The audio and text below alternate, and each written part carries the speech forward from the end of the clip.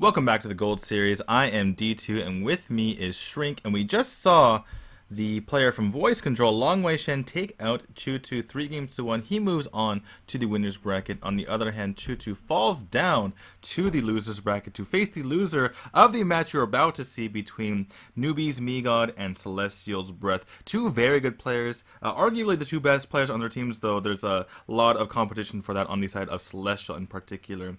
And we might take a look at our players right now. Nope, we're going to take a look at the bracket, it seems. So, as you can see there on the top, if you can't read Chinese on the top, it's going to be Langweixian there, being able to move on to the right side of the bracket. That's where you want to be. However, if you do go to the lower side of the bracket, you want to keep moving on to the left, which kind of makes it a bit confusing there, I understand.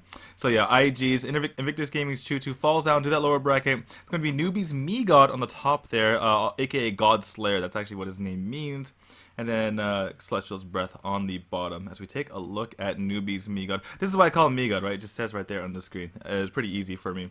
But yeah, MieGod, basically he started out in the NA versus CN, got a lot of ridicule actually, both among the Chinese community and kind of from me and the other people that were casting it, because it seemed like he wasn't taking it too seriously. But apparently there were some issues, with his family at the time.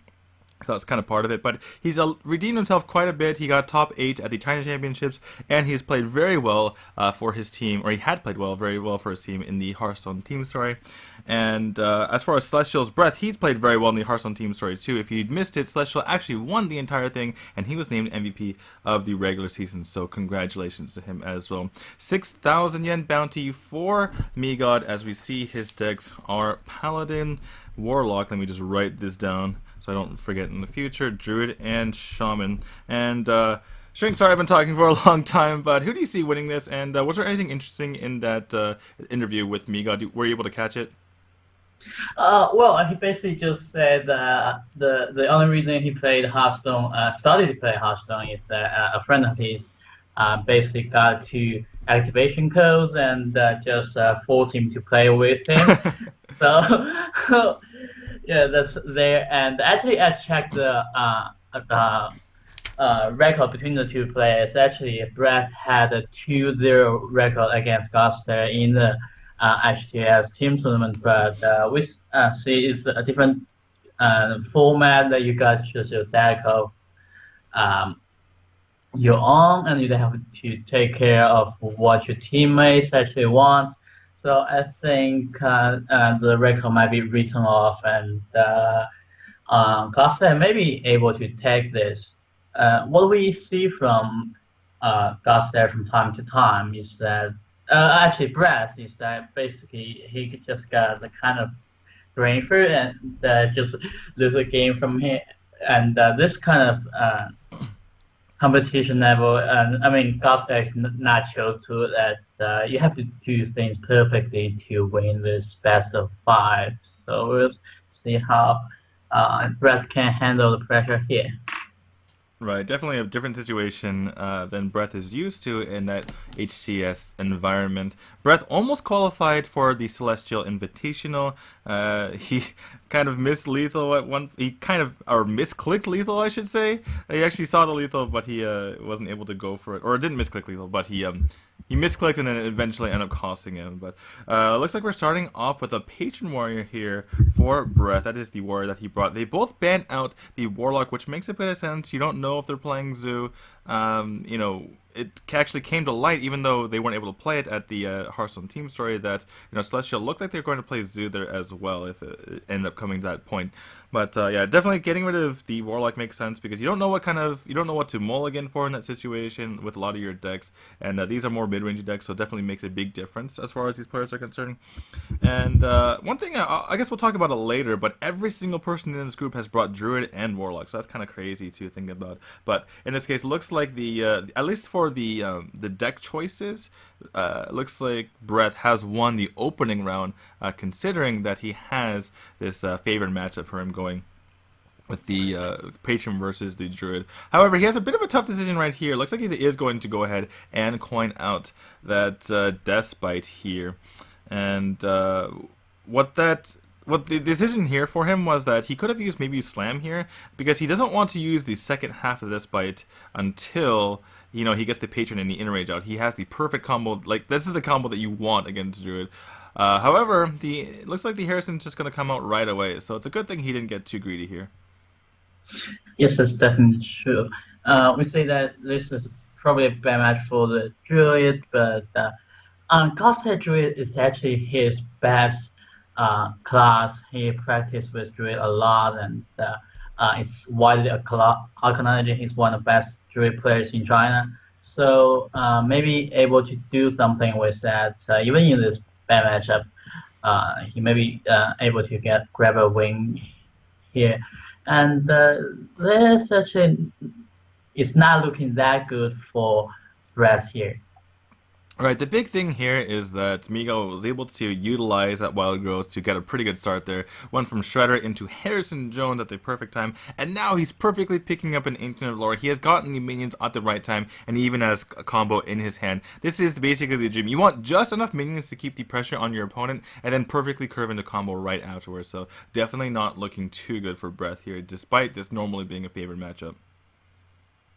Yes, definitely, and we haven't only see the combo in his hand. We also see that boom, you can get 3 minutes out of that to step up for your combo next turn, and the Breath doesn't have anything to deal with that Dr. Boom for the moment, and I think his situation is pretty much okay. What do you choose? Yeah, Soul of the Forest is actually pretty interesting here. It's also very greedy, however. What do you could actually do on turn 10 is you could Force Nature plus Soul of the Forest, but that would be kind of a waste of Savage Roar. In any case, it's just going to be the Dr. Boom coming out. Just go with the Mark of the Wild, which is a bit less greedy in this instance. And really tough situation here for Breath. He just used his Execute. It definitely made sense for him to use Execute, but he's really falling into a bit of trouble right now. He could potentially go for a bit of a YOLO play, go with the Patron plus an Inner Rage and Whirlwind and hope you don't die the next turn. If you go for the Acolyte, you're really hoping to draw something crazy anyway, so yeah. He's just hoping that his opponent does not have combo, and that's going to be game. Doesn't matter where these Boom Mutts land, there's going to be enough damage for MieGod to finish out the game. And that, once CL's Breath ends the turn, is going to be game 1, going over to Newbie's MieGod. Yes, we were playing actually from both players. Godstair definitely a good Druid player, as we can see from his draws, and yeah, perfect timing of combo. I mean, it's not just draws, right? It's what you put in your deck. We've seen obviously a lot of Harrisons here, but that's why you put the Harrison in the deck, right? Just in case your opponent is playing that Patron. That is such a difficult matchup, and if you have the Harrison, it can turn it from an unfavored matchup into a favored matchup, particularly if you have it in your opening hand, or at least close to your opening hand. I'm not sure if you mulligan for it or anything like that from MieGod, but yeah, definitely that's the way you beat Patron. If they have that perfect combo in hand with the Death Bite into the Patron and Inner Edge, then what you do is you just preempt it. You play out the Harrison, get rid of that guy, or get rid of their weapon, and you're good to go from there. So, yep, just to reiterate, MieGod takes game 1 with his Druid. Good to get that out of the way, particularly because, you don't want to be going into any sort of Druid mirror matchups, or, just getting, phased out by Shaman there, which Breath does have in his lineup. So see what happens going forward. These players actually have pretty similar lineups. The only difference is that Breath is running that Patient Warrior, whereas MieGod is running Paladin. You get to see what kind of Paladin it is. But yeah, the Shaman, Warlock, and Druid played by both players. And really not much variation because the Warlocks were banned from each other. So other than that, it's basically Shaman. There's only one type of Shaman that's common right now. Druid, you sometimes see aggro, but it's typically just the normal combo Druid. We just saw the Patron from Breath there. And MieGod most likely going to be playing, well, he could be more like Paladin, we have seen it a bit, but most likely going to be either Secret or Midrange. Anything interesting in that interview from Breath there? Well, he basically what's really interesting is actually his voice. That Brett actually said in a very sober voice. Say, I play Hearthstone because I found it really interesting and fun, like this. And he said, yeah, I mean, we have already won something this year, so we are looking forward to win some more. And playing offline will be more interesting. Also, in the sober voice of his, that be more fun than play online. So let's see what kind of fun he's going to have here. Yeah, well, we indeed will see if he's having any fun. But yeah, Breath. I mean, the funny thing about Breath is whenever I see him play, he's always furling his brow, right, at something or another. In any case, we are going to get into this matchup between the aggro shaman and the patron warrior, and it's all already looking really really good for the aggro shaman. Basically, the problem with playing patron warrior in this instance is if you're not able to get on top of the damage from the aggro shaman, it's hard to catch up, right? There's just too much damage coming to your face. You typically don't run things like shield maidens or shield blocks. Occasionally run shield blocks, and that's what we will probably be looking for from Breath going forward. But yeah, if you get behind the situation, there's really no coming back. You're going to need some sort of armor smith plus patrons on the board plus whirlwind, kind of the anti-freeze mage response. But he's already used one armor smith. You saw MieGod take that out right away, realizing that was a priority. Didn't want to get too greedy and just hit the face there because he knew that if he just can maintain a board, then he would be able to finish out the game here. But looks okay. So we see, huh. Okay. So it looks like Breath, the reason why he purposely damaged his Shredder so that he could maybe go for a Battle Rage the following turn. MieGod will probably, read into this, but I imagine that he doesn't want to waste time hitting the Shredder. It doesn't really matter too much in this situation. He'll probably say, you know what, screw it. I don't really care if you waste 2 mana of drawing cards because I'm hitting you in the face, and that's exactly what he goes for. Yes, definitely something you can go for if you're not. But indeed, draws card, Dr. Boom not playable yet. I mean, he has to go for probably Fiery Warx and use his hero power. He can't slam for cards right now, so you might as well just do that. You need to be hero powering every single turn. It will be interesting to see if he hits the face or the flame tone or the healing tone, but he's not really close to killing his opponent, so it's kind of hard to just race him at this instance. But yeah, MieGod looks like he has a pretty firm hand on this game. Rockbiter might be... Oh, that might be lethal here. Okay, well, he's just going to head off with the Lava Shock to get the extra mana. Basically, it's just a free 2 damage. That's going to be 10 to the face. Yep, and that is going to be lethal, actually, for MieGod. Very quick game, over by turn 6, and Breath definitely can't be happy about this one. Definitely not. And all his remaining deck, he has Shaman, Warrior, and Drill left, and the Paladin, whatever the type that is, can get at least one thorough matchup coming up next. Right, and it's kind of funny, right, because Newbie was on the bottom of the Hearthstone team story for basically this entire second half of the regular season, whereas Brett's team Celestial was on top the entire time. They dominated the regular season, and they won the finals, and now MieGod's saying, you know what, when it comes to individual players, I don't care if you won MVP of the league, I'm going to take this one right here, and he's definitely proving it up 2-0, and like you said, only Paladin left. It's hard to see Paladin losing 0-3 to this lineup. Yes, that's true. Actually, it's also interesting to see that we don't have a second Chinese rosters of casters today. So the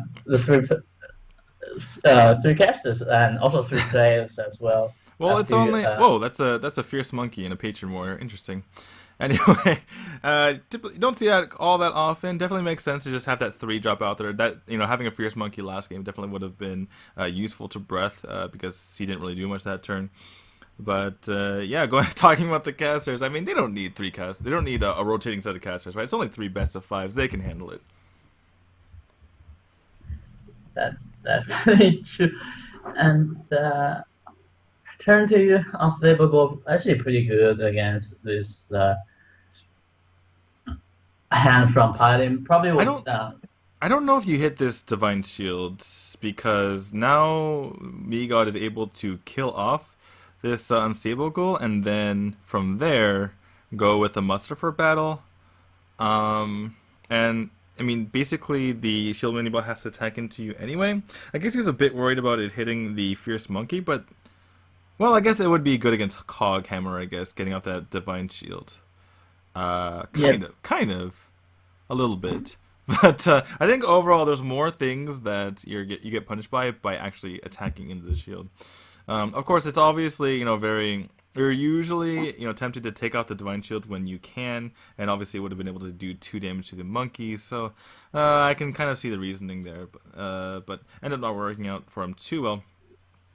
In any case, for MieGod, we haven't seen any secrets, I don't believe. So this could be a standard mid-range paladin, particularly because it has Harrison and Quartermaster in there. yeah, definitely. You don't see both of it in Secret Paladin. The thing is, though, is that typically it was seen, or excuse me, mid-range paladin was seen as weak toward patron. But if you can kind of survive the early game as mid-range paladin and get towards the late game, it ends up working out in your favor, right? Because you basically, if you get a bunch of 1/1s in the field, the thing is, patron. The reason why it was regarded as pretty good against mid-range paladin in the first place is because you can make patrons and it's hard to deal with for paladin unless they had 2 equalities in their deck and they actually had it on time. And even if the game goes long, since pre Warsong nerf, you could just get OTK'd anyway. And if you have muster for battle or something like that, there's so many whirlwind effects in patron that doesn't really matter. But if it does go long, as we see a pretty good combo here coming out of Breath. This is basically the caster's curse already in effect, right? Breath basically saying like, screw it, I'm gonna get this patron board and deal with this. But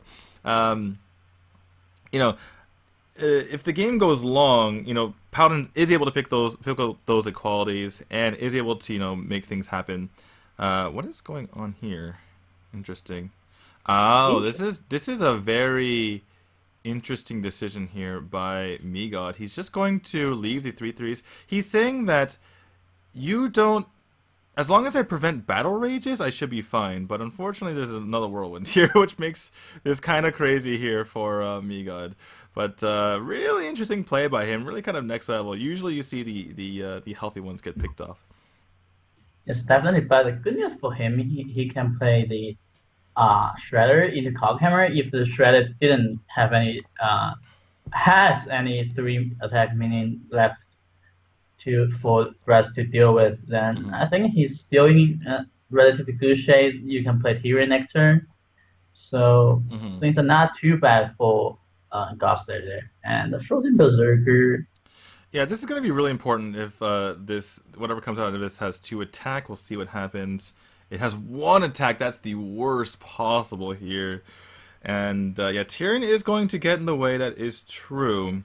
But there is an easy way to kill it with that Frothing Berserker. Then you still have basically a fully healthy patron there.